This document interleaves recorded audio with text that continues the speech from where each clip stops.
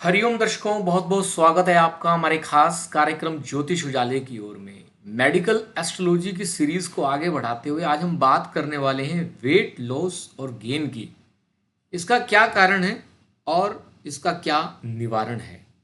ज़्यादा वजन या फिर कम वजन होना दोनों ही बेकार स्थितियां हैं।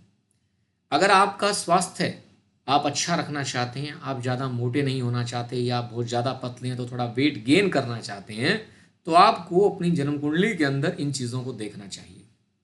सबसे पहले तो जान लेते हैं हमारे बॉडी के अंदर जो चर्बी होती है उसका कारक ग्रह कौन सा है। उसके कारक ग्रह जो हैं वह है बृहस्पति देव। बृहस्पति देव फैट के कारक है। फैट बृहस्पति देव रिप्रेजेंट करते हैं। और कोई व्यक्ति यदि फैटी है, कोई व्यक्ति अगर फैट ज़्यादा है किसी व्यक्ति में, तो बृहस्पति कहीं ना कहीं उनके लग्न को प्रभावित जरूर कर रहे होते हैं। लग्न में बैठे हो सकते हैं। फर्स्ट हाउस हमारी हेल्थ है, बेसिकली जो जर्नल हेल्थ है फर्स्ट हाउस से देखी जाती है। सेकेंडली जो बृहस्पति देव हैं, यदि उनकी दृष्टि भी हो जाती है, क्योंकि बृहस्पति देव को वृद्धि कारक कहा गया है। जहां भी देखेंगे उस भाव की वृद्धि करेंगे। जहां बैठ जाते हैं उनकी भी वृद्धि करते हैं। वृद्धि मिलेगी ही मिलेगी।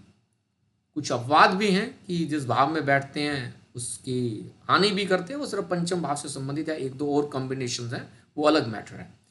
तो बृहस्पति देव का अगर प्रभाव लग्न पर हो जाता है किसी भी तरीके से, दृष्टि से हो जाए या बैठने से हो जाए, तो व्यक्ति को मोटापे का शिकार होना पड़ सकता है। बृहस्पति देव यदि कमजोर हो जाते हैं या किसी भी कारण से एफ्लिक्टेड हो जाते हैं तो व्यक्ति बहुत ज़्यादा पतला होता है। हालांकि सैटर्न का प्रभाव ज़्यादा होता है, मार्स का प्रभाव ज़्यादा होता है, तब व्यक्ति बहुत ज़्यादा पतला होता है। यहां पर अगर आपका मोटापा है तो पहले तो बृहस्पति देव को चेक करना है, उसके बाद मंगल देव को देखना है। आप अगर अपना मोटापा कम करना चाहते हैं तो मंगल देव से संबंधित प्रोसेस को बढ़ाना होगा। मंगल देव का काम है तोड़ने का। मंगल देव का काम है जो भी जमा चीजें हैं उनको बिखेरने का, छोटे छोटे पार्ट में डिवाइड करने का। यानी कि फैट को अगर डिसॉल्व करना चाहते हैं तो मंगल से संबंधित आपको कार्य करने होंगे, जो कि है एक्सरसाइज। तीसरा, ज्यादा फैट बढ़ता है कब? जब हम खाना इनटेक भी ज्यादा करते हैं। इनटेक कब करते हैं? जब हम सेंसेस में ज्यादा इन्वॉल्व रहते हैं। यानी कि हमारे को जीभ का स्वाद चाहिए होता है, तो हम ऐसा खाना भी खाते हैं जिससे हमारे को स्वाद बढ़े। स्वाद में हम अपनी हेल्थ के साथ कॉम्प्रोमाइज कर जाते हैं।